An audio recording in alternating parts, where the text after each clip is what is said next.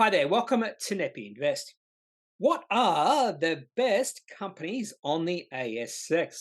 This is a question I ask myself all the time, and no doubt a lot of investors out there ask this question because ultimately, and particularly if you want to own companies for the long term, you want to be owning the highest quality companies you can have. Now, this question about what are the 30 best ASX companies on the ASX can be quite subjective. So my list might be quite a bit different than your list. So I wanted to eliminate any sort of subjectivity in this discussion. So what I've done is went through the past 10 years and I found those companies that performed the best on the ASX during that period. But I didn't want to include every single company. I wanted to include only those companies that I would consider to be high quality. And that means I needed a filter and some rules about selecting or finding the 30 best ASX companies since 2013. Now, when I look at or define what best means, it's best performed in terms of total annualized return. So that's share price appreciation plus dividends.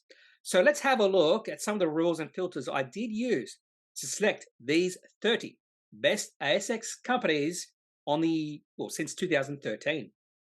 Some of these rules might be considered a little bit controversial, but I wanted to really hone in on those companies that could be considered in the high quality universe or spectrum. Now, my first filter or rule is just looking at those companies with a market cap above $1 billion. This is of May 31st, 2023. And I understand there's going to be a lot of high quality companies or possible high quality companies under $1 billion, but I just wanted to decrease the size of the universe. So I am actually going to do another video of the best performed companies on the ASX with a market cap of less than $1 billion. Now, my second rule or filter, and this comes back to only looking at high quality companies or possible high quality companies, is I excluded any company that is not making revenue. And this is quite simple because, in my opinion, if a company is not producing any revenue, that company can in no way be considered high quality. In fact, more than likely, it's going to be many, many years before we even consider it to be high quality. And I could have taken this a further step and said only companies that are profitable should be included or thought of being included in this list. Now, the third filter could be a little bit controversial, but again, I'm only considering those companies that might be considered high quality. And in my opinion, because of what they do, mining companies in no way can be considered high quality. So no mining companies in this particular list. But for those who love mining companies, as a helicopter goes overhead, for those who love mining companies, I will be doing a separate video, in fact, probably a video series, where I look at the best performed companies on the ASX over the past 10 years that are mining companies and only mining companies. So number one on that list is going to be Pilbara. I can see that right now. I think it's Pilbara. Yeah, I think it's Pilbara. And of course, how I define the best performed companies on the ASX is in regards to total annualized returns. We're looking at share price appreciation plus dividends. One of the main reasons I've decided to do this or go on this journey was just to see if there are any common attributes in high quality companies. So if we can look at all the companies on the ASX right now and say, well, this company is high quality or this company is low quality. Now, I already have some strong opinions on this because I know that I want to look at revenue per share growth. I want to look at return on invested capital or return on equity. Those are the things I look for. But am I right? Are those some of the things we should be looking for? And that's the whole reason I want to do this video. So in today's video, we won't be touching upon any of the top 30 just yet. First of all, we're going to look at the 10 worst performed companies on the ASX since 2013 here. And then we'll look at some honourable mentions, 6 companies that did not quite make it into our list. And you might be surprised by one or two of those companies. So, what are the attributes of low quality companies or the worst performed companies on the ASX since 2013? And here is the worst 10. Now, this does not include mining companies. In fact, the worst company on the ASX over the past 10 years is Karoon Energy, KAR. And current shareholders of Karoon Energy might be a little bit surprised because the share price of that company has quadrupled over the past few years.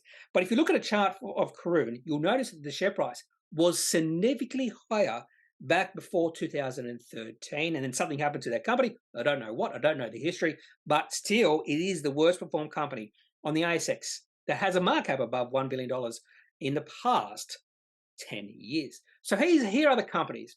And I've also included in this list 10-year revenue growth, 10-year earnings per share growth, 10-year dividend growth, gross margins, return on invested capital, and the 10-year analyzed returns. And there are some common themes here, or some common attributes of this company. And it should be not a shock to you, particularly if you are following what's happening with these companies, that 2 of the 4 worst performing companies on the ASX over the past 10 years are casinos. Star Entertainment is the worst, and Sky Center the 4th worst. Now, both of these companies are not profitable right now, so no 10-year earnings per share growth. Both companies have not provided a dividend in the last few years. And in fact, the 10-year analyzed return of both those companies are at negative 2.8 and negative 6 for Star Entertainment. And not only that, the revenue for both companies is negative. So Sky City, negative 6.2% growth in revenue, and Star Entertainment, negative 3. And that is a common theme among these companies. Most of them, in fact, by far the majority, I'd say about 7 or 8 of these companies have negative revenue growth.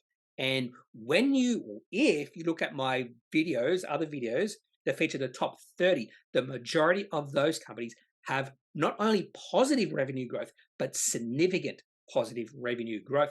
Not only that, earnings per share growth, either negative because they have no earnings in last year, or negative. In fact, for Orica, negative 18.3 earnings per share growth over the past 10 years. And then you look at the dividend. Most of these companies have negative dividend growth. Then return on equity or return on invested capital. Most of these companies have a return on invested capital well less than 10. I am looking for companies with a return on invested capital above 10. Now, there was one company that was surprised in this list, and that was Flight Centre. So Flight Centre, the 3rd worst performing company on the ASX over the past 10 years, but that company has faced significant headwinds over the past few years, and it is on the rebound right now. So if I did this video again in 1 year, no doubt, well, maybe I shouldn't say no doubt, but I think there's a good chance that Flight Centre wouldn't be on this particular list. And there's another company here, Adbury, with its code ABC, which has been doing really well in the past few days. And that share price or that chart or that company has been pretty awful over the past, say, 3 or 4 years. And now possibly that company is starting to take off again. And more than likely, in another year, that company won't be on this particular list. Now to honourable mention, 6 companies that did not quite make it onto the list. And you can see by these returns, you would be a happy shareholder of these companies if you've held on for the past 10 years. And this should show you there are a lot of companies on the ASX with a market cap above $1 billion that give you really good returns. So if these companies didn't make onto the list and they're giving you annual returns of 16.3%, 16.5%, and 16.5%, that should show you that there is a broad group of companies on the ASX that are doing really well or have done really well over the past 10 years. So I'm surprised that Cochlear didn't make it onto the list because this is sort of a cult stock. And I am told all the time that this is a really good growth company. But it did not make it onto the list, even though it had returns of 16.3% per year. Then we're looking at Premier Investments, 16.5% per year, and 7 Group Holdings, not to be confused with 7 West Media, at 16.5% annualized returns as well. And the next 3 honourable mentions just missed it, just missed getting on the list. Reece Group, 16.8% returns, JB Hi-Fi, a company I do consider high quality, at 16.9%, and a company I know very little about. Main listing, I believe, is on the New Zealand Stock Exchange, and they had a return of 17.1% per year over the past 10 years. Now let's see if there's any sort of common themes or attributes of these 6 companies that did not quite make it onto the list. And then we can compare these metrics to those companies that did make it into the top 30 to see if there's any things we should be looking at when we are researching companies. And if you do compare these 6 companies to those 10 worst performing companies or performed companies, you'll notice there are some differences there, some noticeable difference. The first noticeable difference is revenue growth. In particular, JB Hi-Fi and Reece Limited have revenue growth above 10% per year. And that is what I'm looking for when I try to discern whether a company is high quality or low quality. It's pretty good revenue growth and pretty good tends to be above 10% per year. Now, I would take 7.2% for Cochlear or even 6.1% for premium, particularly if companies have a dividend. So I look at revenue growth and dividends. So I would take those two growth rates. But when I look at 7 Group Holdings, 2.9%, it's probably lower than I would want. And Chorus actually has negative revenue growth over the past 10 years. In fact, Chorus is a little bit unusual. So even though it has a 10-year analyzed total return of 17.1%, it has negative revenue growth, negative earnings per share growth, dividend growth is only 0.4%, and return on invested capital 4.6%. So something is not jiving here, or jiving, whatever you want to call it. There is a discrepancy between the total return and these metrics. Those sort of metrics I see for Chorus, or you notice for Chorus, you would find in a low quality company with not much analyzed total return. So definitely I need to do a little bit more research on Chorus to know why the returns have been really good over the past 10 years. Now onto the other 5 companies. Earnings per share growth for all 5 companies is above 10% per year. Reece Limited is the lowest at 10.5%, and JB Hi-Fi is the highest at 16.4%. So those are the sort of numbers you want to be looking at, possibly even higher than that, when you look at earnings per share growth over a certain period of time and dividend growth. So remember, those 10 worst performed companies on the ASX, most of those had negative dividend growth. Most of these companies have positive dividend growth. In fact, JB Hi-Fi have grown their dividends at 14.9% per year. So not only are you getting capitalized or share price appreciation, you're also getting dividend growth as well. Premier Investments at 9.8, Reece at 4.6, and a little bit surprising that Cochlear has actually seen declining dividends over the past 10 years, negative 1.9. That was a little bit surprising. Now, I'm not going to touch upon gross margins because I am sort of undecided about how important gross margins are, because JB Hi-Fi, gross margins are 22, Premier Investments 62. Some say you have to compare gross margins for companies in similar sectors or areas, whatever you want to call it. And for some reason, JB Hi-Fi has significantly lower gross margins than Premier Investments, and that could be just turnover. JB Hi-Fi has a lot more turnover than Premier Investments, and one of the highest quality companies in America is Costco, and they have very small gross margins, but that's their moat. Now on to return on invested capital. This is something I focus on for all companies. I've already mentioned Chorus has a really low 4.6. 7 Group Holdings, 4.4. I would not consider that company to be high quality. Main reason because of that low return on invested capital. Even Premier Investments, a little bit surprised. Now, this return on invested capital is a 10-year median. So this is not the most recent return on invested capital. But Premier Investments median is 6.95. I probably would have expected that to be a little bit higher. So even though I probably would consider Premier Investments to be a high-quality company, I'm concerned about that low return on invested capital. But those other companies, JB Hi-Fi, 16.4, Reece, 15.3, and Cochlear, 20.4. And then, of course, we've got that total analyzed return, all above 16% for these companies. Again, you would not complain if you had these sort of returns for any company in your portfolio. I'm unsure whether I will include any charts when I go through the top 30 because, to be honest with you, the majority of charts will look fairly similar to this Chorus chart, with the share price going from the bottom left to the top right. Probably the only difference between the charts is the journey. So even though Chorus share price looks like it's going on a fairly smooth, even ride from the bottom left to the top right, you will see some charts where the share price appreciates fairly rapidly over a short period of time and then consolidates for long periods of time as well. But the main thing is the share price should go from the bottom left in 2013 to the top right in 2023. Now, how do you get annualized returns of above 16% per year? And that is true for all 36 companies, including honorable mentions, that are on this list. Now, there are two ways the valuation of a company can increase over time, or the share price can increase over time. The first way is financial expansion. Pretty easy to explain. The profits of the company keep on increasing. And that is probably the most typical way you see the share price of a company increase over time. But there's also another way, and that's called multiple expansion. And the easiest way to define multiple expansion is just the willingness of the market to pay more of a premium for a company. And the best way to look at multiple expansion is just look at the PE ratio history of a company. You can also do this for EV to EBIT, price operating cash flow, EV to free cash flow, all those other valuation metrics, but PE ratio is pretty easy. And most people are aware of what the PE ratio means. So if you want to see if a company is going through a period of multiple expansion or even multiple contraction, just look at the PE ratio history of a company. So this is Cochlear's PE ratio history over the past 10 years. And if we go back to 2013, the PE ratio of this company was around about 20 to 25. Now it's 62. And it's been a general increase through time, apart from 2020 when the company was not profitable. So this is telling me the market is more and more willing to pay a premium for this company. So why would the market be more and more willing to pay a premium for a company? Now that might be because the market is convinced, or they know that the profit of the company will explode or accelerate in the short to medium term. I'm not sure if that's true for Cochlear, or maybe company becomes a cult stock like Cochlear has over the past few years, where fund managers absolutely love it and they are willing to pay a little bit of premium for this company.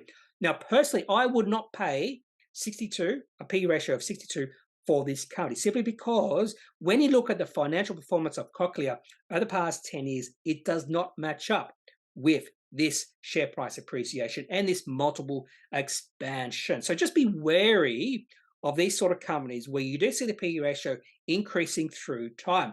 Eventually, it's going to have to stop or go sideways. So that's one of the reasons why Cochlear has given their shareholders good return, is just because of the PE ratio or multiple expansion. Now, on the flip side of that, one of the things I really look for are those companies that are continuing increasing their profits. But when you look at the PE ratio history or any sort of valuation metric history, we are looking at it being on the low side, being at historical lows. And this is JB Hi-Fi's PE ratio over the past 10 years. And right now, the PE ratio for this company is around 8. It very rarely gets below 10 for this company. Only very briefly, start of 2019, did the PE ratio of JB Hi-Fi get below 10. Even during COVID-19, the PE ratio of this company did not go below 10. But over the past year and a half, the PE ratio of this company has been hovering between 8 and 9. And the highest it's been, in fact, has been twice. It reached 20. And that was in 2016, and again just after COVID-19, when the share price of this company accelerated because the market thought everyone's going to be buying lots and lots of stuff, which they did. PE ratio of this company got to 20. So if you ever saw the PE ratio of JB Hi-Fi get to 20, just be wary that the market is right now, or at that point in time, paying a premium for that company.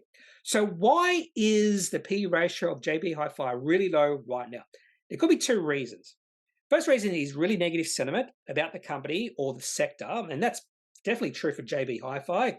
So just consumer discretionary companies like JB Hi-Fi, they're not very loved right now. In fact, the majority of fund managers are probably saying sell this company because there's going to be way less consumer discretionary spending. The other reason why the PE ratio might be high or low right now is because the market expects the earnings to decrease significantly in the next few years, because PE ratio just means price to earnings. So if the earnings halve in the next year, or if the price stays where it is right now, the PE ratio, instead of being 8, will be 16. And I think that's what the market is expecting. The market expects the earnings for JB Hi-Fi to be significantly lower in 2014, and that's why they're not willing to pay any sort of premium. In fact, they want to buy JB Hi-Fi at a PE ratio discount at 8 because they expect earnings to decrease. Now, if the market is absolutely wrong, if JB Hi-Fi can maintain their earnings or even increase their earnings, now is a perfect time to buy shares in this company. The question you have to ask yourself, is that going to happen? That's all I have for this particular video. Now moving forward, I'm going to be doing these videos in groups of 5. So that means 6 more videos. The next video, I'll be looking at companies that made it between 30 and 26 on the list. You might be surprised by some of those companies. I won't give away what any of those companies are. So if you have any questions about this process, maybe what I use or anything, I'd love to hear your opinion. So leave your thoughts, your comments in the comment section of this video. Otherwise, I am not a financial advisor. If you do need financial advice, make sure you seek out someone who is, who is qualified and can speak to your own financial needs. That's it for this video. Have a good day. Bye.